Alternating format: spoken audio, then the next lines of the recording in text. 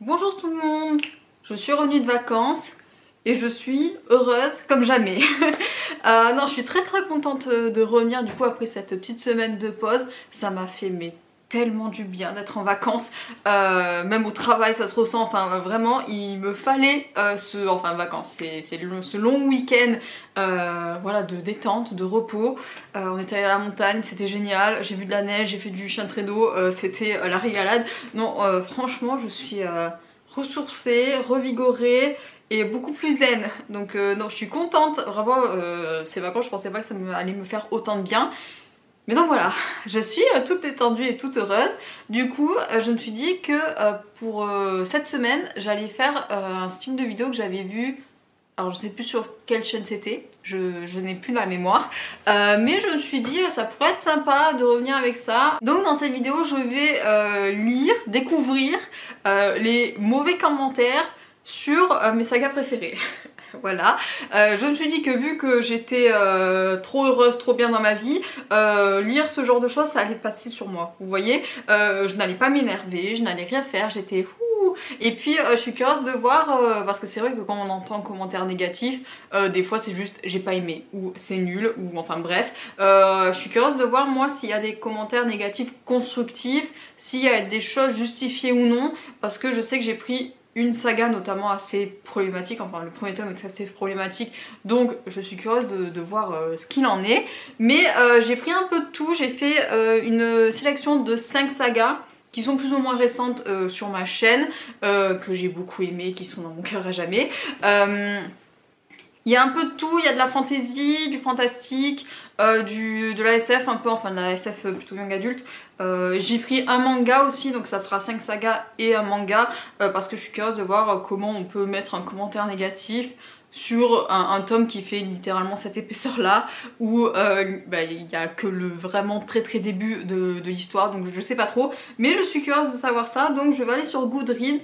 La vidéo que j'avais vue c'était sur des commentaires Babelio, mais quand j'avais commencé à regarder, il y a une saga en particulier où j'avais vu aucun commentaire négatif, du coup je me suis dit bah c'est ballot, surtout que je pense qu'il y en a. Donc je vais prendre Goodreads, je vais prendre des commentaires français en priorité, et si je vois que ça manque, j'en prendrai un ou deux en anglais vite fait.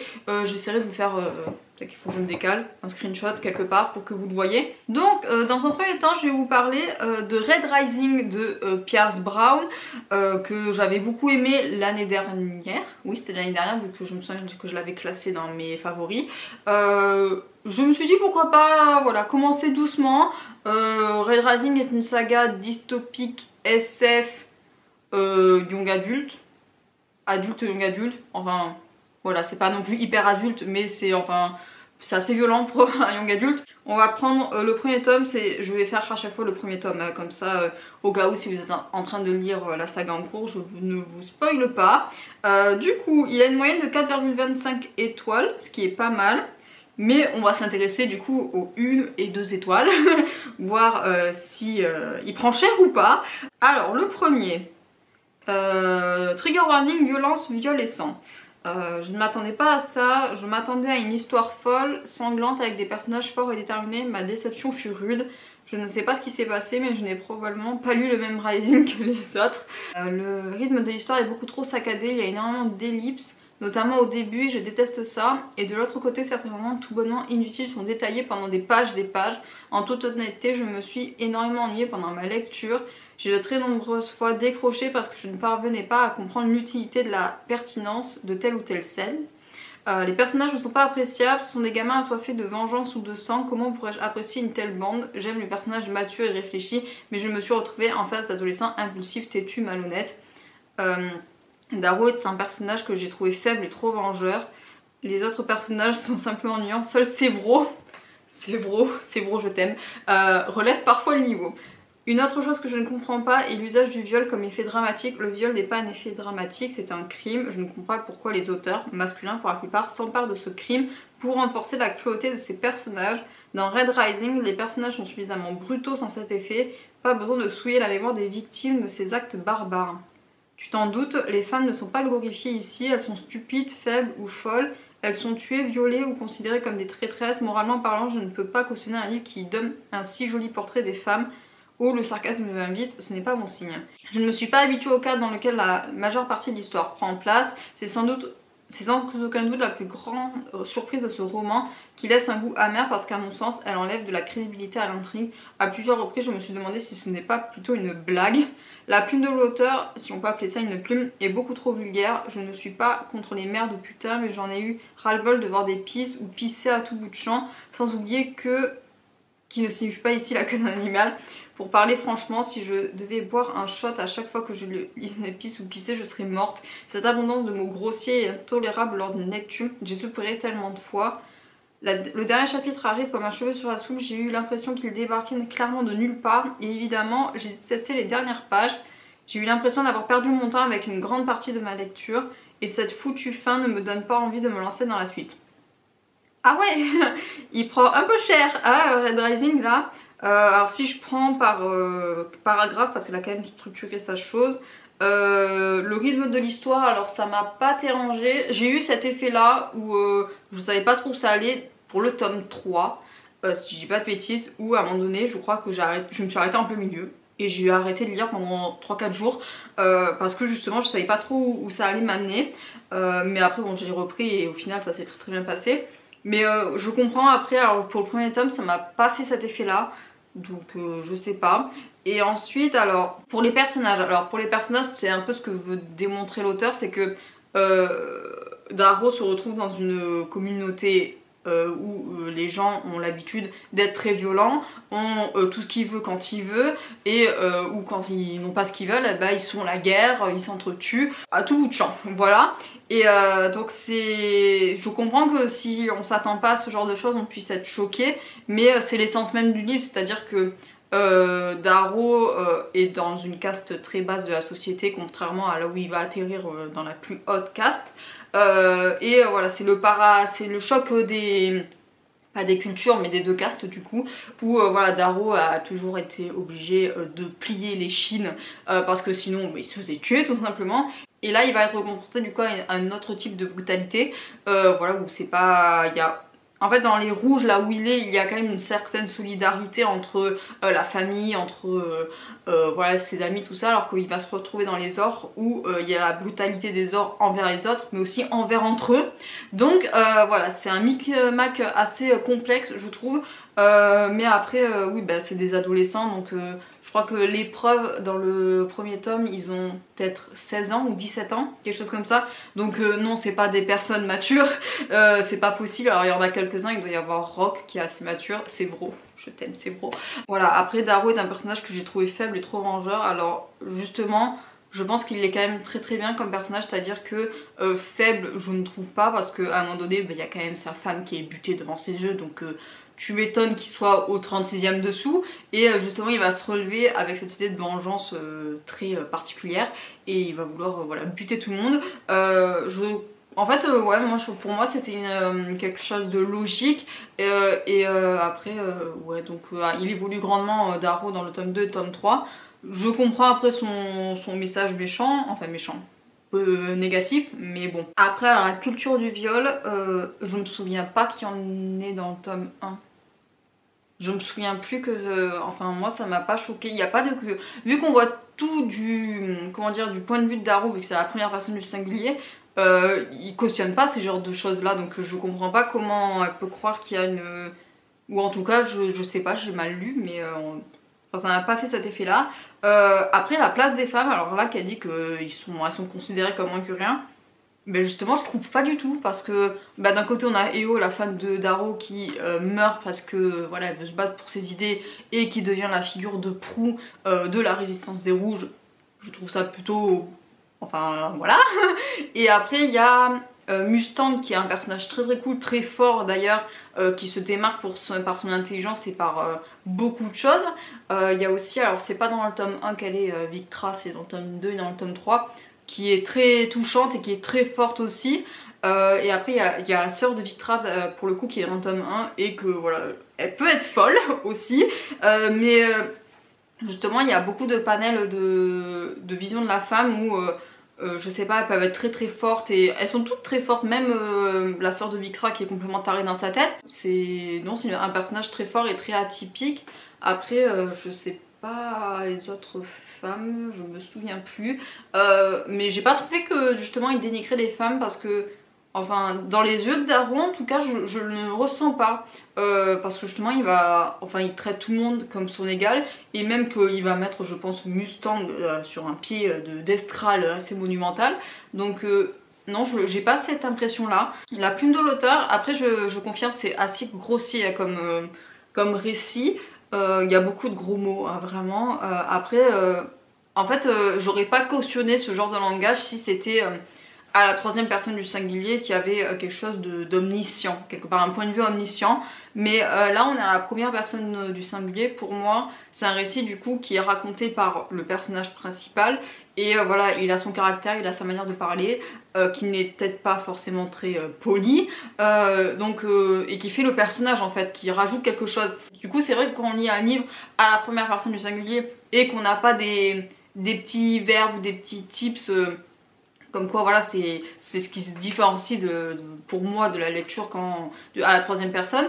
Là, bah oui, c'est grossier, mais ça m'a pas plus choqué que ça. Je m'y attendais en fait, donc voilà, ça. Après, je comprends que ça puisse rébuter certaines personnes. Et ensuite, pour le dernier chapitre, ouais, moi aussi j'ai ressenti cette chose-là quand j'ai fini le tome 1, c'est que oui, tout ça pour ça, parce que je m'attendais à ce qu'il parte dans une autre direction. Mais au final, voilà, quand on lit le tome 2 et le tome 3, on comprend quand même le mécanisme voilà, du choix de la fin du tome 1. Donc non, franchement, ça c'est ok, c'est ok. Si j'en prends un autre, l'univers était certes riche, mais les ressemblances avec d'autres livres, Percy Jackson, Divergente et Hunger Games par exemple, étaient trop frappantes pour moi. C'est un remake de Percy Jackson sur Mars. De plus, le personnage principal d'Arrow m'a énervé au plus point, arrogant, prétentieux, qui se croit supérieur aux autres. C'était une lecture pénible, je le dirais donc pas la suite, c'est certain. Alors moi je vois pas du tout d'où vient la comparaison avec Percy Jackson. Parce que c'est vrai qu'il y a un mélange des genres. Percy Jackson n'est pas du tout une dystopie. C'est un fantastique avec des héros grecs. Ça n'a rien à voir avec ce qui se passe en fait. Alors certes, il y a des parallèles avec la mythologie grecque, avec certains noms, certains clans, tout ça. Mais ça n'a rien à voir avec Percy Jackson. Enfin, moi je comprends pas. Divergente, j'ai pas lu. Hunger Games... je trouve quand même que c'est assez différent. En fait, la force de Red Rising, c'est que c'est quand même SF, ça se passe dans l'espace. Voilà, ça se passe sur Mars notamment. Et c'est assez cool, je trouvais ça assez rafraîchissant et assez, voilà, hors du commun.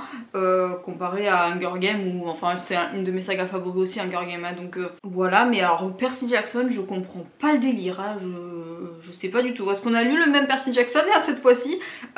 Pourtant Percy Jackson je les ai quelque part, hein, je les ai juste derrière moi. C'est l'une de mes sagas favorites aussi quand j'étais jeune.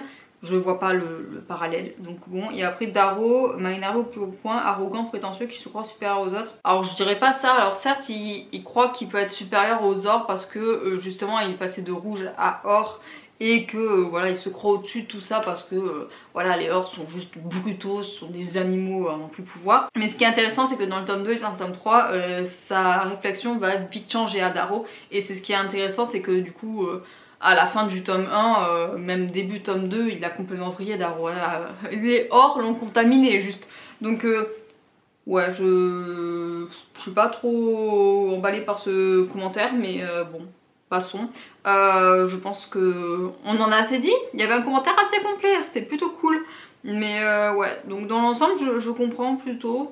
Après voilà, c'est pas non plus une saga de malade mental. Je vais pas m'intéresser du coup au deuxième cycle parce que pour moi ça se finit comme ça se finit et c'est assez bien. Mais ouais, donc je voulais parler un peu de SF vu que j'en ai pas lu, ou en tout cas je suis en train de finir comment ça s'appelle? Je les ai là, les Enki Jimisin.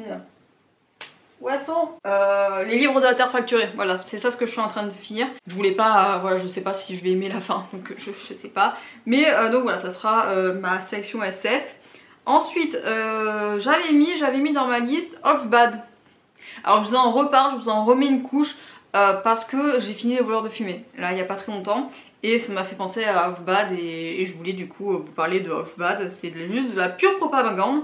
de Sally Green du coup. Il a une moyenne de 3,78. Qu'est-ce qu'il y a là? Un livre que j'attendais de lire depuis et qui m'a malheureusement déçue. Malgré une réelle profondeur du personnage principal qui est appréciable, je n'ai pas pu plonger dans l'histoire et ou me sentir transportée. De plus, le style et la structure instable ne m'ont pas aidé. Tout ceci fait que je ne lirai malheureusement pas la suite. Je vous invite, si le résumé vous parle, de lire plusieurs chroniques sur le sujet pour vous faire une meilleure idée. Moi, je n'ai pas été sensible à ce style, ce livre, cette histoire. Bon, je comprends, hein, quand les gens sont pas transportés, c'est normal de pas trop aimer. Je suis contente qu'elle souligne, comment dire, la profondeur du personnage principal de Nathan, que je pense qu'il a souligné parce qu'il en vit des choses, mais c'est monumental. Et après, bah tant pis si elle a pas pu venir. Après, je comprends que certaines personnes n'aient pas adhéré au style, parce que c'est assez décousu du coup. Et il y a certains chapitres qui sont à la deuxième personne du singulier, au tu, et j'avais trouvé ça hyper cool parce que ça change vraiment, comme ce que je suis en train de lire dans les livres fracturés où il y a des chapitres avec vous. Je trouve ça génial, des fois quand ça change en fait la manière de lire, moi je me régale quand je tombe sur ce genre de livre là. Donc je suis consciente que ça ne peut pas plaire à tout le monde. Voilà, après bon, elle a pas apprécié, tant pis. Après j'ai un troisième commentaire, ça ne méritait pas tout le battage qu'il y a eu autour. Alors là je comprends pas parce que pour le coup je trouve qu'il y a eu beaucoup plus de communication, de marketing derrière les voleurs de fumée que derrière Olfbad. Hein. Olfbad je crois que je n'en ai entendu parler que par une booktubeuse, c'est tout, et c'était il y a très longtemps. Et après bon, j'ai lu Olfbad il y a 2-3 ans, hein, je l'ai fini. Mais ouais non, je trouve pas qu'il ait été autant mis en avant. Alors après, est-ce que je suis arrivée après la guerre? C'est peut-être probable, mais j'ai pas, enfin j'ai rien vu en tout cas, donc Ensuite, un dernier commentaire, je n'ai vraiment pas été convaincue par ce livre ni emballée par ses personnages. Le petit Nathan du début du livre reste le même jusqu'à la fin, même s'il a atteint les 17 ans et qu'il traverse de nombreuses et douloureuses épreuves, rien ne le fait devenir adulte. Comment est-ce possible quand on fait que... Alors déjà moi ça m'énerve, ça, parce que on écrit une mauvaise critique sur le livre et on se permet de faire des fautes d'orthographe. Ça me pique les yeux. Franchement, moi je relis-toi au moins, tu vois, enfin c'est pas français. J'adhère moyennement, tout comme au style de l'un, dommage parce que je pense que l'intrigue avait du potentiel. Bon, au-delà des fautes d'orthographe, je comprends pas son adversion pour le personnage de Nathan, parce que oui, il vit des trucs dégueulasses et très traumatisants, mais on peut pas demander à un ado de 17 ans de devenir adulte, c'est pas possible. Même si on a vécu, à mon sens, des choses traumatisantes, enfin il reste quand même un gamin de 17 ans, on peut pas lui demander d'avoir la maturité de quelqu'un qui en a 25 ou 30. Pour moi ça ne marche pas, même si on a vécu ce genre de choses, parce que justement je trouve qu'au contraire ça ne fait que raffermir que on peut avoir des réactions très brutes, très franches, très irréfléchies, et peut-être gamine, si on peut dire ça. Donc non, justement je trouve que le personnage de Nathan est très bien fait. Après elle a pas apprécié, ça c'est une chose, mais je trouve pas son chapitre justifié, d'autant plus qu'il est blindé de fautes, donc non.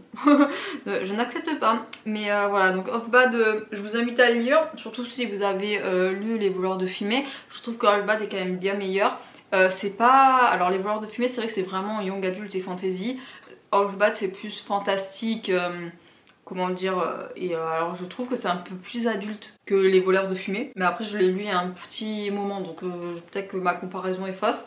Mais en tout cas je vous invite grandement à regarder, enfin à lire pardon, Olfbad si vous avez beaucoup aimé Les voleurs de fumée. Ensuite on passe au clan Bennett, évidemment, le clan Bennett. Et c'est à cause de ce livre là que je suis allée sur Goodreads, parce que sur Babelio, il n'y a rien. Il y avait que des commentaires 3, 4 et 5 étoiles.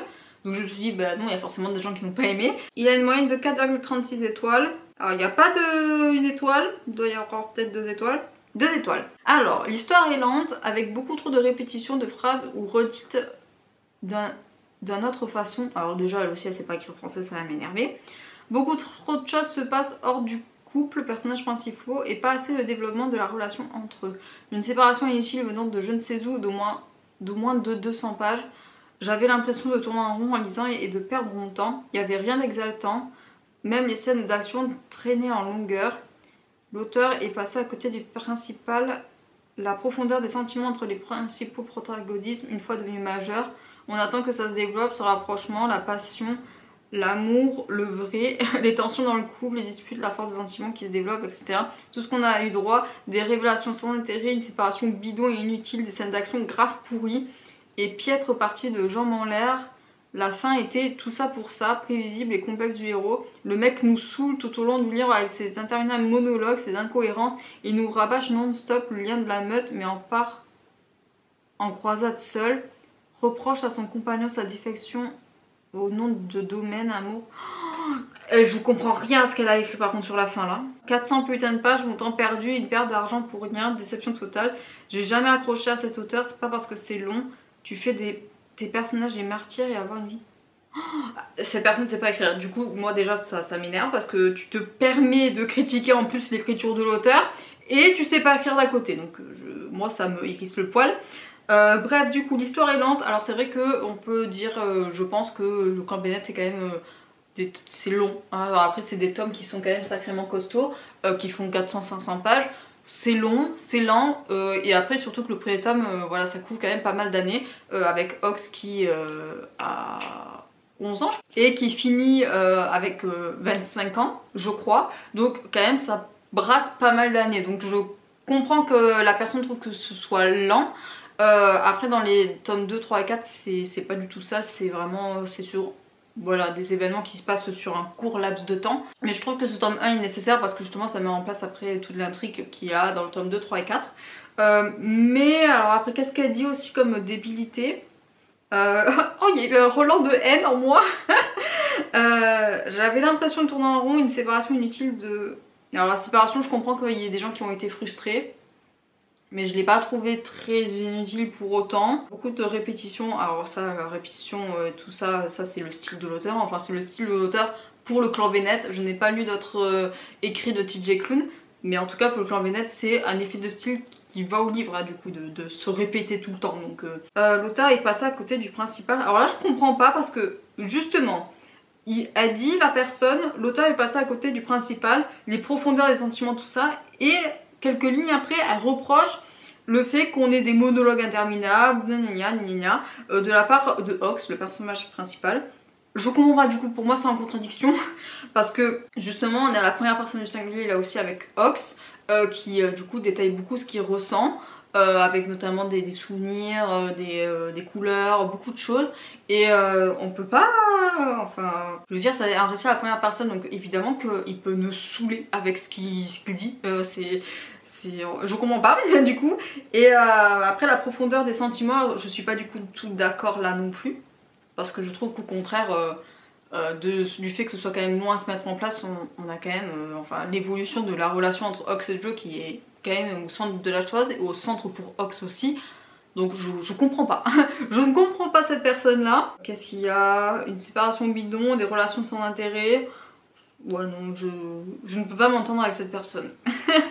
C'est voilà, on attend de la développement, rapprochement, passion, bah, c'est ce qu'il y a en fait, donc je comprends pas. Après c'était peut-être pas assez à son goût, c'était peut-être pas ce qu'elle attendait, je sais pas, mais alors c'était vraiment à côté de la plaque pour le coup, hein.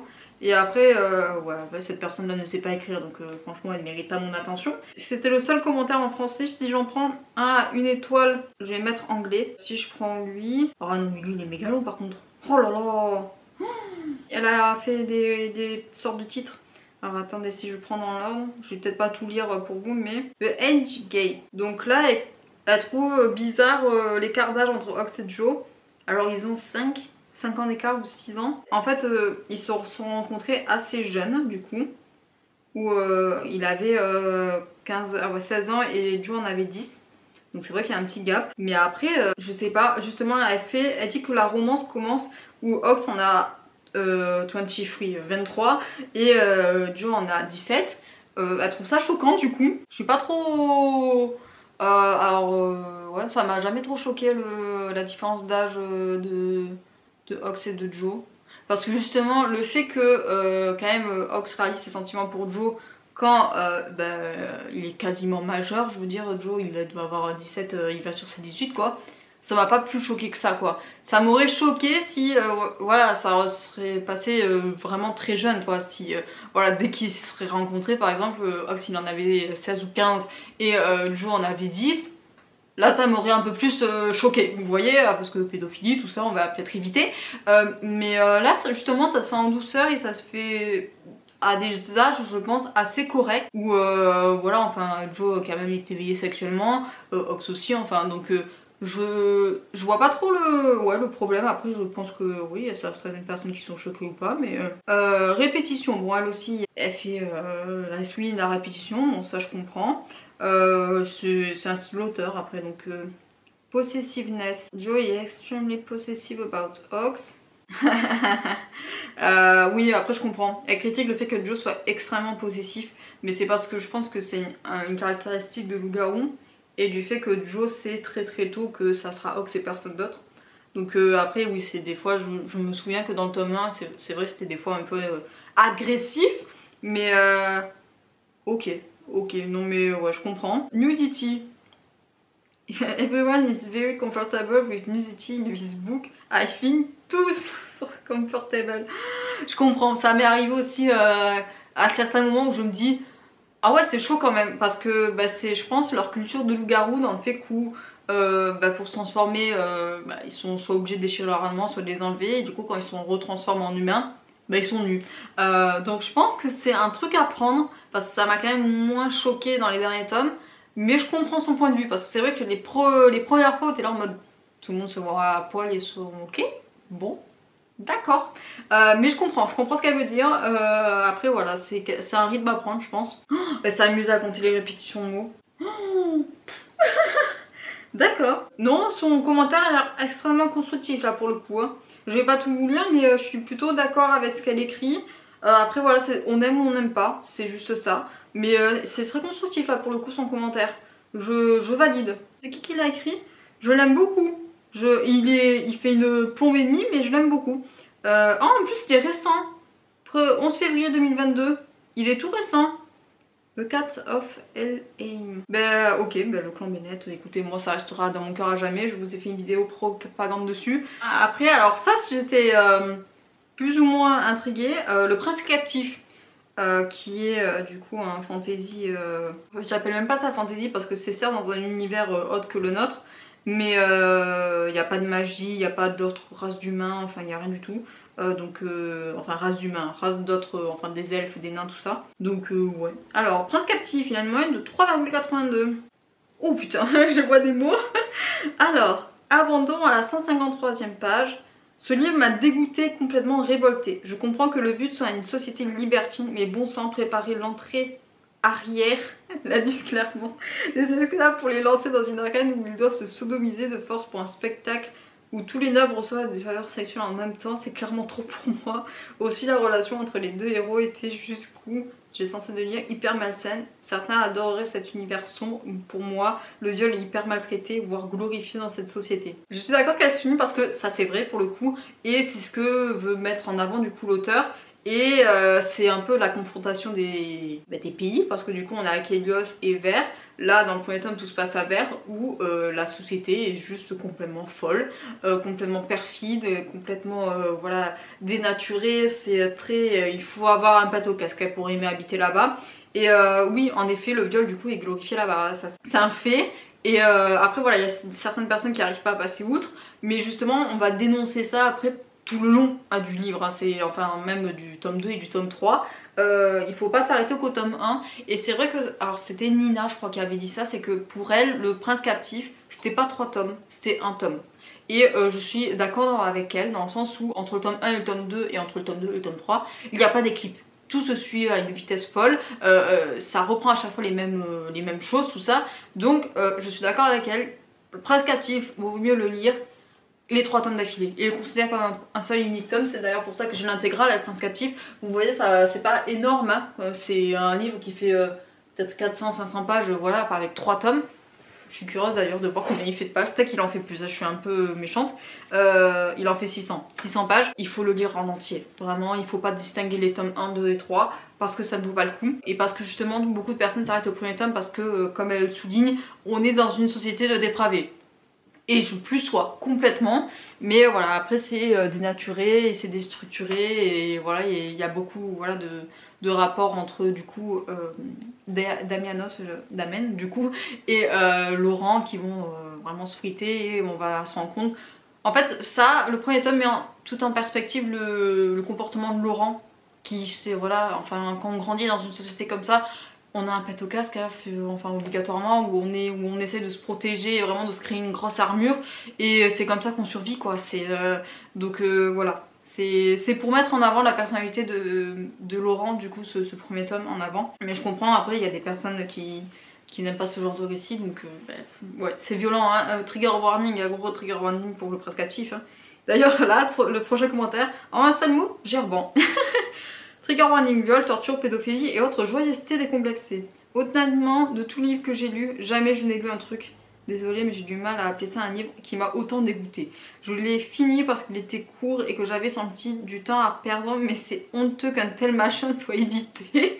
C'est honteux qu'autant de personnes le recommandent, c'est honteux qu'il soit mis en avant à l'occasion du Pride Month. Honteux, désolée car cette critique n'est pas construite. Mais je ne décolère pas de cette lecture. Si j'oublie les aspects problématiques de l'histoire, eh bien il n'y a rien à en dire car c'est vide. Zéro plot, plein de la blague. Il ne suffit pas d'avoir des royaumes, des rois et des guerres pour faire un roman de fantasy. Les personnages sont plats et n'ont pas de construction. L'intrigue de cours est 100% prévisible. Si on parle des problèmes de ce livre maintenant, il y a tout à en dire. Je ne sais pas si l'objectif était d'écrire un livre érotique, mais j'ai du mal à saisir qui pourrait être émoustillé de lire des horreurs pareilles. Ah mais non, dans le premier tome, non, on n'est pas émoustillé, ça va pas non. Chacun ses délires, n'est-ce pas? Mais il y a un seul mot qui doit être commun à toutes les pratiques, c'est le consentement. Un mot qui apparemment ne fait pas partie du vocabulaire de l'auteur.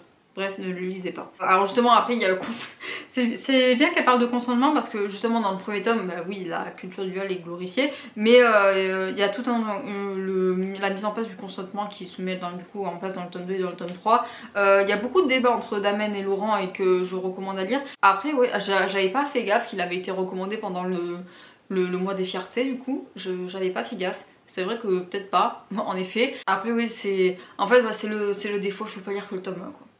C'est ce que je vais répéter, je crois que je vais en lire un autre pour voir. Alors, je suis bien capable de dire si j'ai aimé ou non, car j'ai trouvé du bon et du moins bon. Globalement, l'histoire n'est pas dénuée d'intérêt, mais le gros point noir, c'est l'esclavage sexuel et les événements qui en découlent. L'histoire présentée était plutôt alléchante, un prince évincé du trône par son demi-frère. Ouais, cette personne-là dit la même chose, hein, clairement. Culture des pays pas mis assez en avant. Mais c'est parce que c'est pas un fantasy en fait, prince captif. Enfin...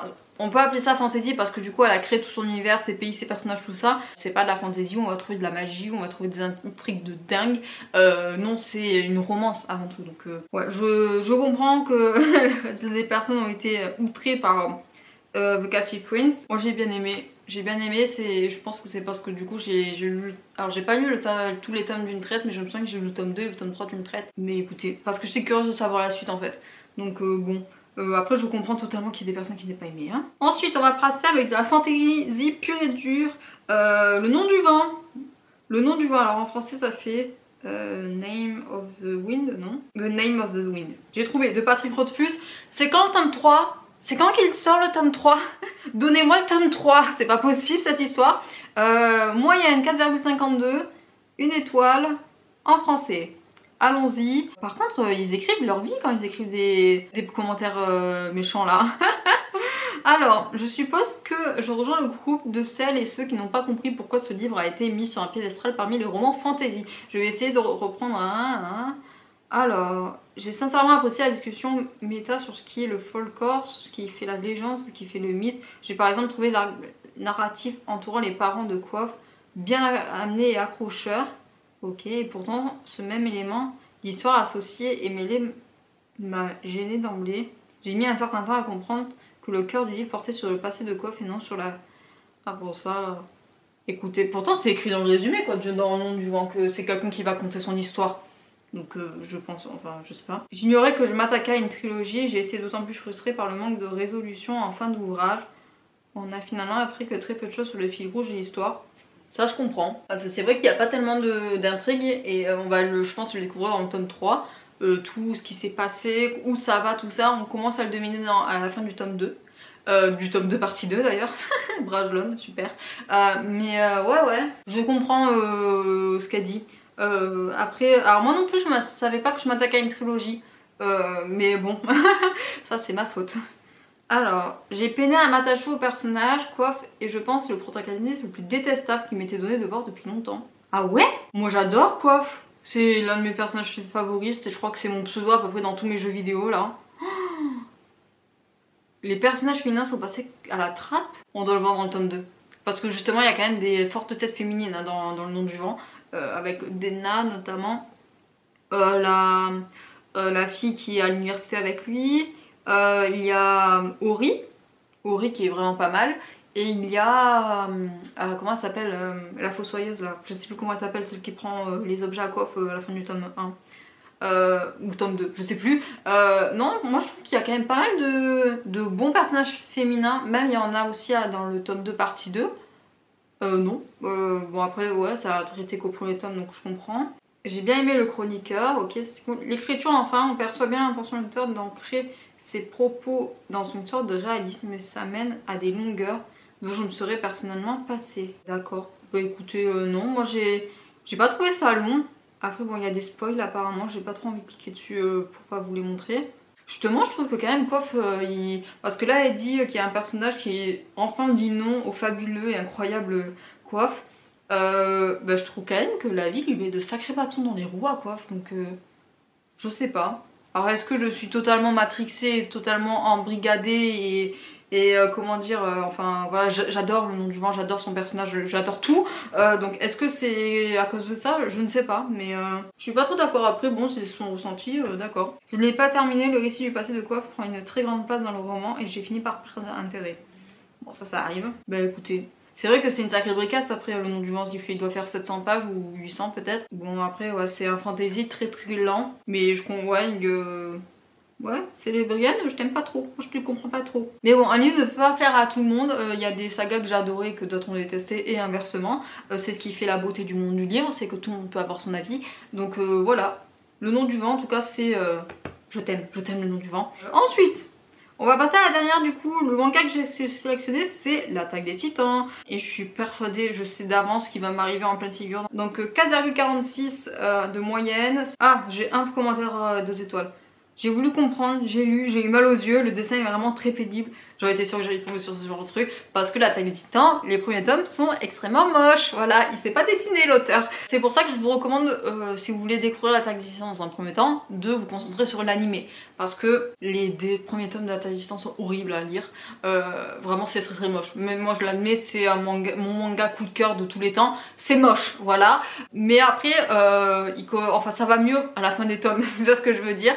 Je sais pas si du coup il s'est lancé dans le dessin en commençant dans l'Attaque des Titans, je ne sais pas. Mais ouais, après ça prouve que une histoire excellente n'est pas forcément sur les dessins hein, pour un manga, parce que le propos de l'Attaque des Titans est tellement au-dessus de tout ça. Pour les personnes qui regardent l'anime ou qui ont lu le manga, vous me comprendrez. Mais je comprends après qu'on puisse être rebuté par les dessins parce que c'est pas ouf. Si je prends une étoile et que je prends des anglais pour voir si je trouve autre chose que les dessins, parce que justement là c'est un peu... I didn't like this one much, I do enjoy Perseverance, but this one was basically devoid of... I think the series is quite long, so maybe at one point something what... Ouais d'accord, elle a trouvé ça trop long.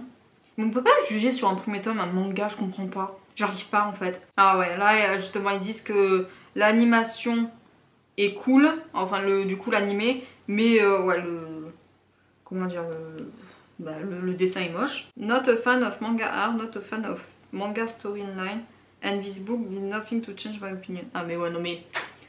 T'aimes pas le manga, t'aimes pas... Enfin tu commences pas par l'Attaque des Titans en fait, commence par je sais pas FMA, One Piece, Naruto, des choses jolies à voir et à lire quoi. Commence pas par l'Attaque des Titans, n'importe quoi. Je pense que je vais laisser ça. C'est surtout les dessins du coup que ça critique l'Attaque des Titans, donc bon. On va peut-être s'arrêter là. Je pense que c'est pas mal, on va s'arrêter là. Ça va être tout pour cette vidéo, j'espère que ça vous aura plu. Voilà, je suis très contente de revenir voilà, après ma petite semaine de détente, ça m'a fait du bien. Voilà, et en plus petite vidéo tranquille, chill, en attendant l'update lecture et le book haul. Donc voilà, je suis contente, j'espère que tout va bien dans vos vies. J'espère que voilà, vous prenez soin de vous, c'est le plus important. Sur ce, je vais vous laisser. Je vous souhaite à tous une très belle après-midi, une très belle journée, un très bon week-end, ainsi de suite. Et bien évidemment d'excellentes lectures. Bye bye!